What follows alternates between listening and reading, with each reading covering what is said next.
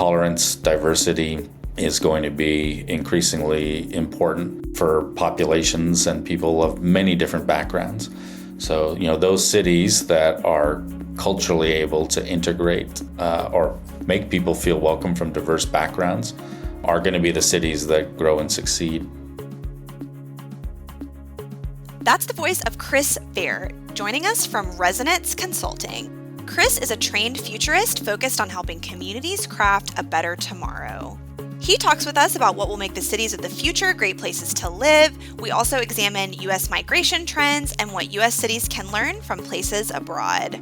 I'm Amanda Ellis, and you're listening to Inside America's Best Cities, a podcast for chamber, economic development, and talent attraction professionals. Learn more about this podcast at livabilitymedia.com. And with that, let's jump in. Chris, welcome to Inside America's Best Cities. Thanks so much for taking some time to join us today. Thanks for having me. So can you talk a little bit to kick us off, Chris? Tell us about Resonance and just a little bit about you, a nice overview to get us going. Sure. So, my background was really in real estate, branding, marketing. I eventually went on to do a master's degree in studies of the future at the University of Houston. And when I finished that, I started Resonance 16 years ago, really taking my experience in marketing places and futures thinking and methodologies to create a company that would help countries, cities, communities think about the future of places. So all the work we do at Resonance is really around research, strategy in terms of economic development, destination development, urban development, then branding and marketing to attract talent, tourists, or investors, companies to cities and communities. So you said future studies. What types of things do you study as part of a program like that? Well, I kind of characterize it simply as everything from statistics to Star Trek. So being able to look at and model data to extrapolate trends from a quantitative analysis perspective to really letting go of the data and being able to think about and help shape visions, scenarios for alternative futures. And most importantly, from my perspective, helping people shape and identify what future do they want to see happen, and then creating the plan to help them get there. That sounds fascinating. It also sounds like something in your brain that you probably sometimes wish you could turn off. Yes, that's one thing. The future is always coming, so you can think about it nonstop. That's true. That's very true. So you recently wrote a column for us at Livability, Chris, talking about a city's lovability versus its livability. Can you tell us a little more about that idea? Sure, yeah. I think we all really understand what is livability. If I asked you or any one of 1,000 different people, what do you want in choosing a city to live in? And we would talk about we want affordable housing, we want good schools for our kids, we want access to health care, we want to live in a clean environment. And all of these things are critically important to our quality of life. But through our work and over the past decade, really studying and analyzing the factors that shape the performance of cities when it comes to attracting visitors or attracting residents or attracting companies, it's much more what I characterize as the lovability of the city that determines where talent, tourism, and investment is flowing. And that lovability could be everything from nightlife to the Instagrammability of different neighborhoods and streets to the quality of restaurants to culture to outdoor activities. These are the things that really attach us to place. So while livability is critically important in terms of making sure we have all of our basic needs met, it's the lovability that's determining where we move to and where we want to travel to. More like the character and personality of a place, because places definitely have their own personalities and some we connect to more than others. And I think that's true for everyone. So that makes a lot of sense.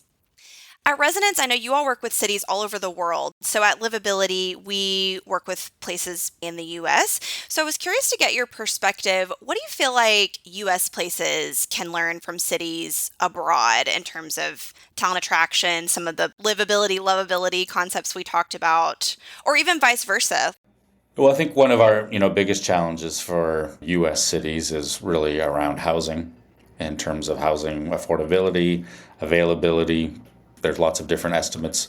Are we short, whether it's 3 million, 4 million, 5 million houses, depending on which methodology and theory you might use? The reality, what we can all agree on is that we don't have enough homes for the population that we have.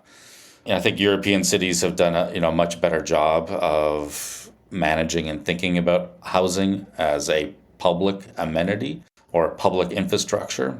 Vienna would be the best example. I mean, for over 100 years, they've invested in and built housing where 60% of the people that live in Vienna now live in some form of public housing. So I think that is a big step that we need to take, and it won't be necessarily, we don't have 100 years to do what Vienna has done. So we'll have to be more innovative, but I think it does require a new perspective on housing, that we can't just leave it up to the market to solve the problem. Can't just leave it up to government policy to solve the problem either. That really we need to find some solutions in between, where the public sector and government is investing in and helping facilitate the actual development and management of housing in some new ways that maybe we haven't done in the past. One of the other things that we're sort of handicapped with in North American cities is that we grew up and designed our cities around cars, which means we're very low density for the most part. So that means we're not very walkable, we're not very bikeable. And that's something that, our research has shown just even in the last few years, that the walkability and bikeability of a city is now showing higher correlations with the cities people are moving to. So we have a lot of work to do, and it'll take really decades to transform and ensure that our cities are more walkable, more bikeable. And a lot of that is going to come by what I call urbanizing the suburbs. How do we take and create more density, more nodes around transit that provide the amenities that people are looking for, whether they live in the city center or in suburban areas, and thereby will help make those areas more walkable, more bikeable. This is very much essentially the idea of the 15-minute city that became so popularized during the pandemic. Yes. You all at Resonance do several best cities lists, and I know you recently released your best cities in the US, and we also do a list like that and recently released ours too, so I'd love to chat about that. Can you give a high-level overview of some of your methodology and those different lists that you do, which are broader than just the US cities, I think? Yes, every year we do a world's best cities rankings, and America's best cities, and a Europe's best cities rankings. And of course, at Livability, you guys look at cities under 500,000 people, versus our rankings are all looking at larger cities of metropolitan areas of over 500,000 people. And what really makes our rankings unique is that we have analyzed over 1,000 different metrics. And what we're looking for are those measures that have statistical moderate to high correlations with either attracting visitors, attracting young professionals, or attracting or helping form companies within the city. So our rankings are very performance-based, rather than perception-based or aspirationally based, really as a leading indicator of saying which cities are performing the best when it comes to creating the underlying conditions to attract talent, attract tourism, and attract investment.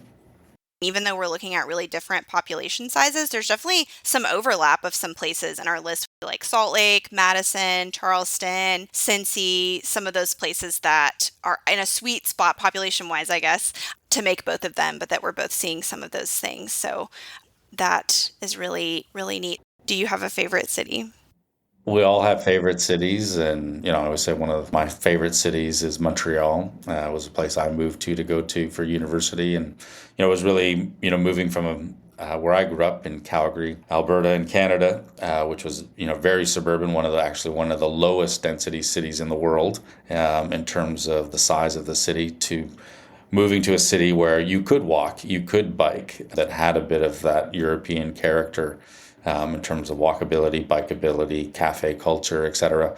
When I was 18 years old, that was really revelationary for somebody that grew up in a very suburban, auto-oriented city. So that was my kind of first love of a city, and one of my favorite cities still. Where are you now? I'm based in Vancouver. So you're our first guest who is technically international. Well, there you go. Talk about, Chris, what's a favorite project you've worked on for a U.S. city? Yeah, I think one of the recent projects, I lived for about 5 years in Greenville, South Carolina, in the late 90s, early aughts, which was the point the city had kind of reached a tipping point and where it had gone from being completely abandoned and boarded up in its downtown to becoming, a more vibrant, attractive place, and was starting to get a little bit of a buzz in the late 90s. And we recently just did a economic development strategy for the city last year. And it was interesting to look at some of the issues that we were trying to solve for were really symptoms of Greenville's success as a city. And that Greenville has been so successful in creating a vibrant downtown that it's a very desirable place to live. It's attracting visitors and residents from all over the East Coast and the Midwest that enjoy the downtown, the quality of life. But what the city didn't really plan for was, how do we create housing and transportation for all the people that work in this destination city that relies on so many service jobs that really basically had kind of starved out the housing of the people that worked in that service economy. So a lot of the work there was looking at, well, how do we kind of correct for some of the mistakes in the past in terms of not providing the transit, not providing the housing and the connectivity that the downtown needs in order for it to continue to be a success. And how do we make that prosperity also more inclusive across different segments of the population? So for me, coming back 20 years later and seeing some of the unanticipated consequences of that success and trying to solve for that was a really interesting, fulfilling project. Yeah, I would say so, especially if you lived there for a bit and kind of got to see it from all sides. That's pretty neat. So you're a futurist. We talked about that some at the beginning. What are some community characteristics that you think will become more important, or maybe things that we're already hearing a lot about that you think will maintain their importance for attracting talent and investment in the coming few decades, particularly for U.S. communities? Yeah, we already talked about the walkability and bikeability. So those are two new factors that we added to the America's Best Cities rankings this year, because we could see that they had moved up in terms of importance, in terms of the correlation of where young professionals were choosing to live. So I think those will become, increasingly important. We often hear about how millennials don't want to own a car, or they don't want to drive or get a driver's license, and Gen Z even more so. So if you don't want to own a car or you don't want to drive, then obviously you're choosing to live in places that are not auto dependent. So I think that's probably one of the biggest shifts and changes. On the flip side, and we don't factor this into our rankings, but we do see that a lot of migration in the US to US cities has been towards the Sun Belt, whether that's Arizona, Texas, Florida, Georgia, etc. But those areas also, as we're seeing right now this summer, are also the most sensitive to the effects of climate change. So, in effect, we're moving the wrong way. So I think that will be one of the longer term trends that's going to start to emerge over the next decade will be, do we return to some of the cities more towards the north that have access to water, that have access to some of the resources that we'll need. So this is, I think, it's hard to predict, but for me is one of the things as a futurist that I'm really looking at as it relates to thinking about long-term implications and what that might mean for cities across the U.S. Something that has been in the news a lot in the last couple of years, Chris, that has been talked about a lot, like during the pandemic and as we're coming out of that, is this migration from bigger cities to smaller and mid-sized cities. Do you feel like that's still happening? What does that trend look like in your opinion? Yeah, it's literally a bit of an urban myth. I think that we're seeing this urban exodus. Certainly, over the course of the pandemic, we did see a migration out of some of our superstar cities like New York or Chicago or LA or San Francisco to cities like Austin or Tampa or Orlando, Raleigh, for example. But that has always been the case. What changed during the pandemic was the lack of inflow of international migrants who typically move into the gateway cities like a New York or a Chicago or an LA, or San Francisco. So one tap, we kind of opened up even more in terms of the outflow of people who were able to remote work and move to maybe more affordable or more lifestyle-oriented centers, while we turned off the tap for a couple of years in terms of migration into the country. So I think this is going to balance itself out over time, and we will see the gateway cities recover and things will kind of get back into balance. And then, in fact, we may see that, well, guess what? Affordability has kind of been lost in Austin and some of these other cities, et cetera. So they've a bit lost one of their competitive advantages that attracted people in the first place. So we'll see how this all balances out in the next few years. It's interesting. We do some research at Livability on relocation habits in general, and we've shown lately that people moving tend to be targeting cities of similar size to where they're coming from. Yeah, definitely. I think that, the patterns of where people can choose to live and work have changed with the flexibility of remote work. But we need to keep in mind that, only 40% of the population of US workers were working in offices to begin with. If a quarter of them work remotely, we're still only talking about 10% of the population. And I think it'll be much lower than that. And we'll end up finding that it's, 4 or 5%, which might have been double what it was before the pandemic. But this isn't wholesale systemic change where everybody leaves New York and moves to Miami. We'll start to see this kind of balance out here as immigration comes back online, which it has, and hopefully grows because we're going to need that labor in the future. Yeah, that's a really good point. I think a lot of us tend to forget that's actually kind of a relatively small number of A, office workers, B, those that are office workers but have remote flexibility. That makes a lot of sense that overall percentage is actually not as high as we sometimes think it is. And if you look at the number of people that live in the 100 largest cities in the US, it's almost exactly the same. It's actually 1 million more than it was prior to the pandemic. So people changed locations a little bit, but we didn't leave cities and move to the country. We maybe changed some of the cities we moved to. As I said, the immigration coming into those gateway cities is a big part of why those population declines show up in the statistics right now. But, those will get wiped out, I suspect, in the next few years. Yes. What are your thoughts on implications of that for communities wanting to have staying power with people, especially with this trend of trying to get to recruit talent by having them move to your community, but then also trying to get them to stay?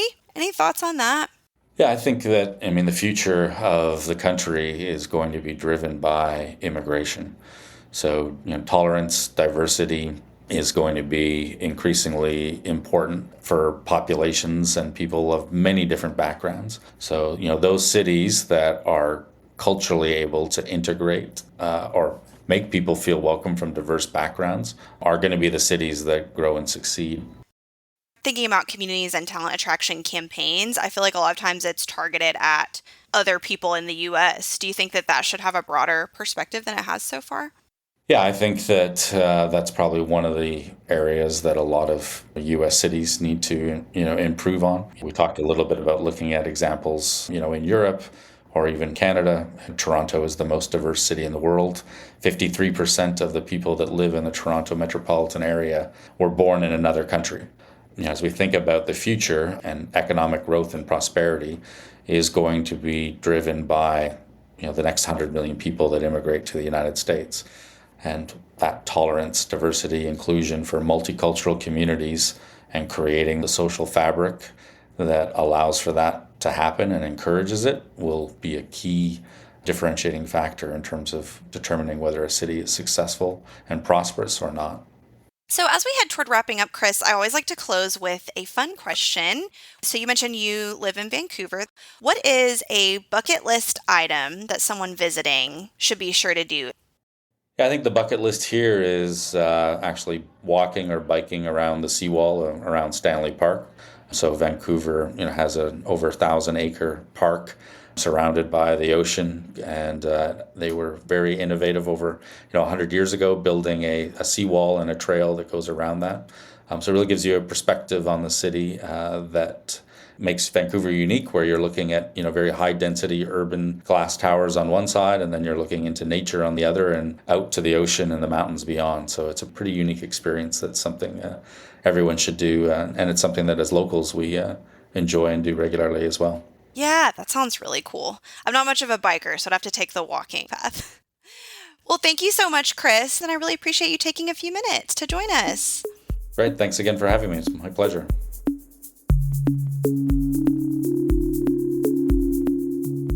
Thanks for listening to the Livability Podcast, where we take you inside America's best cities. At Livability, we highlight the unsung awesomeness of small and mid-sized cities across the country. We also partner with communities to reach their target companies and potential residents through digital content and print magazine programs. If you enjoyed this episode, please follow, rate, and review this show wherever you listen to podcasts. You can also learn more about us at livabilitymedia.com. Have an idea for an upcoming episode? Email me at aellis@livability.com. Until next time, from Livability, I'm Amanda Ellis, sharing the stories of America's most promising places.